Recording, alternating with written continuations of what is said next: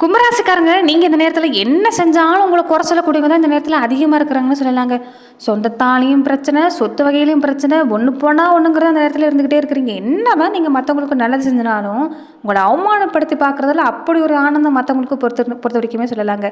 நீங்க யாரையுமே இந்த நேரத்துல நம்புறது இல்ல தான். ஏன்னா, மனசுக்கு நெருக்கமானவங்களும் உங்களுக்கு அதிகப்படியான பாதிப்ப தந்திருப்பாங்க. நல்லவங்க நம்பி 4 வார்த்தை நல்லா பேசினா, வேலையே உங்களுக்கு பல வகையில ஏமாற்றத்த தந்திருக்கக்கூடியவங்கன்னு கேட்டிங்கன்னா, அவங்களா தான் இருந்திருப்பாங்க. அதனாலேயே மனசு உடைஞ்சு போய் யாருமே வேண்டான்னு உங்கள மட்டும் தான் நீங்க நம்பி வாழ்ந்துட்டு வரீங்க. ஆனாலுமே ஏதாவது ஒரு பிரச்சனைங்கிறது இருந்துக்கிட்டே இருக்குது. சொத்து பிரச்சனை, குடும்ப வாழ்க்கையில பிரச்சனை, வீட்ல வெளியில ஏதாவது ஒரு வகையில பிரச்சனை இருந்துக்கிட்டே இருக்குதுன்னு சொல்லலாங்க. அதில் போதா குறைக்கி உடம்புல பொறுத்த வரைக்குமே பாதிப்புங்கிறது இருந்துக்கிட்டே இருக்குது.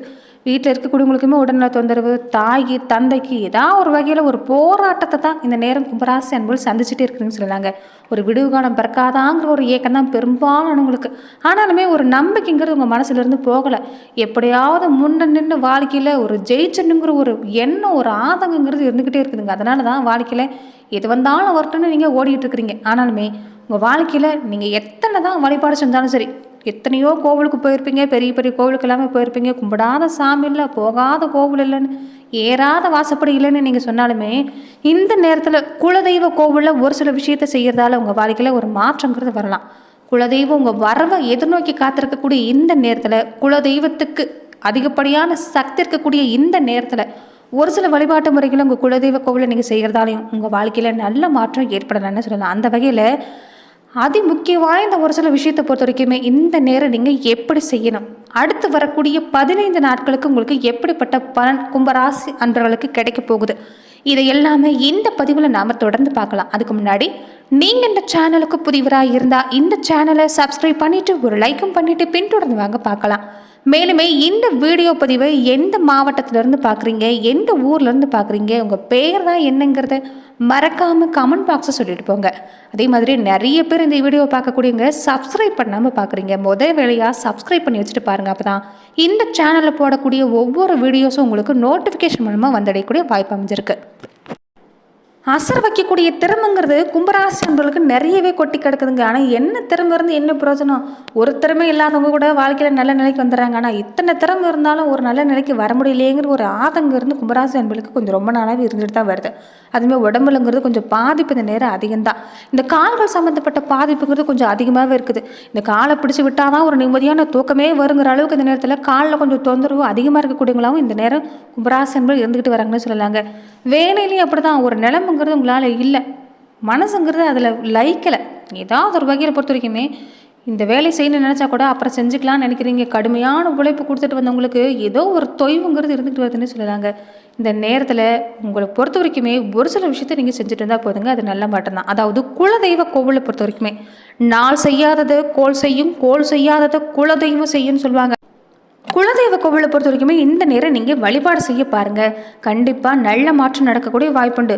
ரொம்ப சிம்பிளான விஷயம் தாங்க. குலதெய்வ கோவிலை பொறுத்த வரைக்குமே நீங்கள் குலதெய்வத்துக்கு இஷ்டமான படையலிட்டு சக்கரை பொங்கல் வச்சு நீங்கள் இந்த நேரத்தில் மண் அகல் விளக்குள்ள தீபம் ஏற்றி தொடர்ந்து வழிபாடு செஞ்சுட்டு வந்தீங்கன்னா போதுங்க, நல்ல மாற்றம் நடக்கும். அதே மாதிரி தொடர்ந்து இந்த நேரத்தில் இந்த அமாவாசை பௌர்ணமினால தான் போய் வழிபாடு செய்யணும்னா இல்லை, இந்த மாதத்தில் எந்த நாட்கள் வேணும்னாலும் சரிங்க, மண் அகல் விளக்குல இழுப்பு எண்ணெய் கொண்டோ இல்லைன்னா நல்லெண்ணெய் கொண்டோ வாழைத்தண்டு திரி இல்லைன்னா பஞ்சு திரி போட்டு நீங்கள் உங்கள் குலதெய்வத்தை மனமுருகி உங்கள் குலதெய்வ கோவிலில் காலடி எடுத்து வச்சு நீங்கள் வழிபாடு செய்ய தொடங்கினாலே நிச்சயம் நல்ல மாற்றம் நடக்கக்கூடிய வாய்ப்புங்கிறது நேரம் உண்டுன்னு சொல்லலாங்க.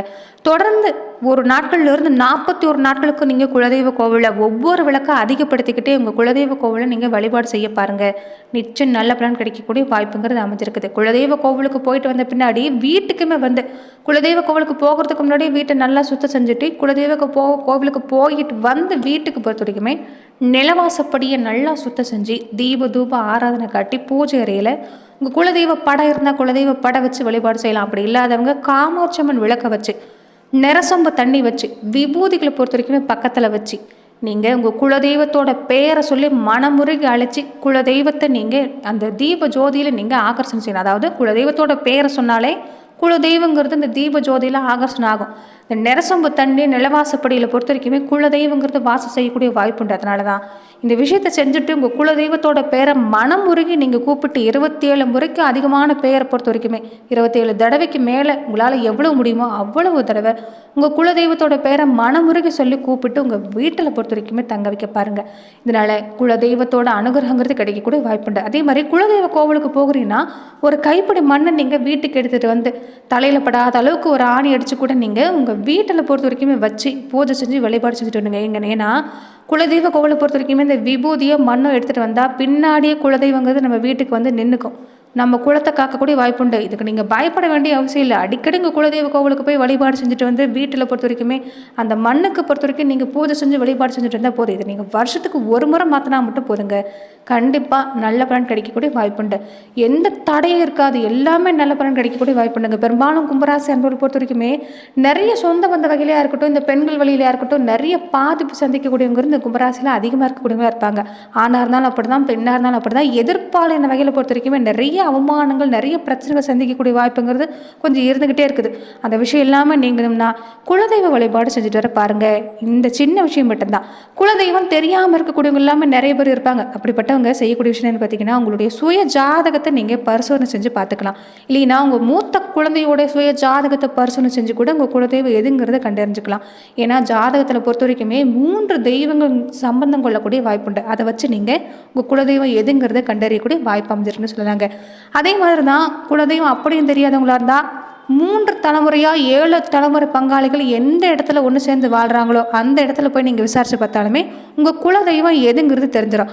அப்படியும் தெரியல நினைக்கக்கூடியவங்க வீட்டில் இந்த 5 முக குத்து விளக்கில் இருக்கக்கூடிய 5 முக பாகத்துக்கும் நீங்கள் தீபம் ஏற்றி புது வஸ்திரம் சாத்தி குலதெய்வமாகவே நினச்சி இந்த மஞ்சள் குங்குமம் தீபதூப ஆராதனை இந்த வெத்தலை பாக்கு அதே மாதிரி இந்த சக்கரை பொங்கல் படையல் இது எல்லாமே செஞ்சு பொறுத்த வரைக்குமே நீங்கள் உங்கள் குலதெய்வமாக பாவிச்சு விரைவிலேயே நீங்கள் யாருங்கிறது எங்களுக்கு காட்டி கொடுங்கன்னு மனமுருகி வேண்டி நின்னாலே போதும். குலதெய்வங்கிறது உங்களுக்கு தெரியக்கூடிய வாய்ப்பு கனவு மூலமாகவோ இல்லைன்னா வேறு எந்த ரூபத்திலேயாவது உங்கள் குலதெய்வங்கிறது தெரியக்கூடிய வாய்ப்புண்டுங்க.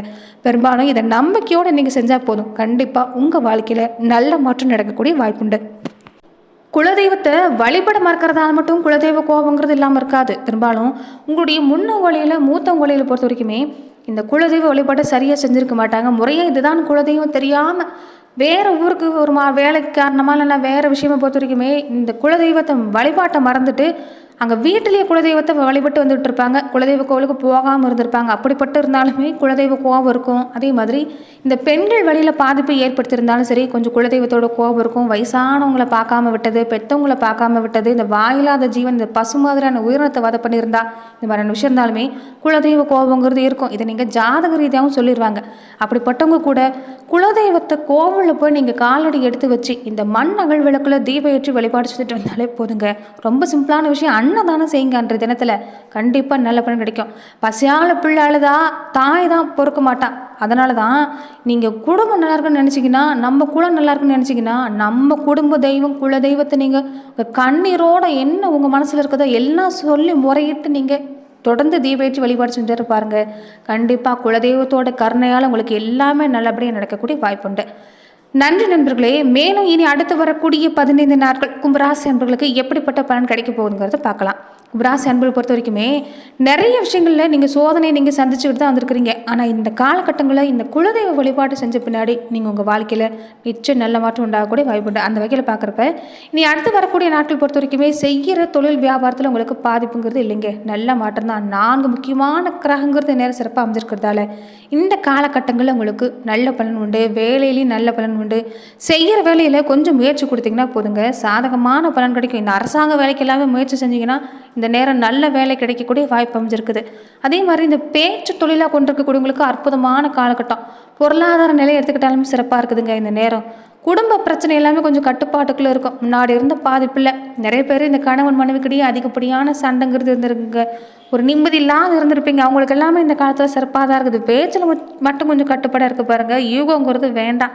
என்ன நடந்தாலும் கும்பராசி அன்பர்களுக்கு வாழ்க்கை துணையோட ஒரு உதவிங்கிறது இந்த நேரம் வேணுங்க. அதனால் அதிகப்படியே கோபப்படுறது வேண்டாம். ஏன்னா உங்களை விட உங்கள் வாழ்க்கை துணை திறமைசாலி. அதனால் இந்த காலகட்டங்களில் அவங்க பேச்சையும் கொஞ்சம் கேட்டு நடக்க பாருங்கள்.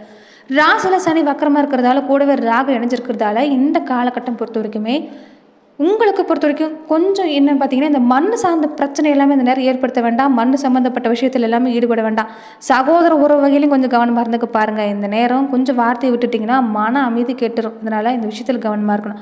மத்தபடி உங்களுக்கு பெருசா எந்த பாதிப்பும் இல்ல. உடல் நலத்தில பொறுத்த வரைக்குமே இந்த குளிர்ச்சியான உணவு அதிகம் எடுத்துக்கிறது வேண்டாம். குழந்தைகளோட நிலையிலும் அப்படிதான். குழந்தைகள் பொறுத்த வரைக்கும் இந்த நேரம் நல்ல பேரை சம்பாரிச்சு தருவாங்க. ஆனா அவங்களுடைய உடல் நலத்தில கொஞ்சம் கவனமா இருக்கணும். குழந்தைகள பொறுத்த வரைக்குமே பக்குவமா பேசி நீங்க புரிஞ்சு வச்சாலே அவங்க புரிஞ்சுக்குவாங்க. குழந்தைங்களால நல்ல மாற்றம் தான். வேலையா குலதெய்வ கோவிலுக்கு போயிட்டு வர பாருங்க.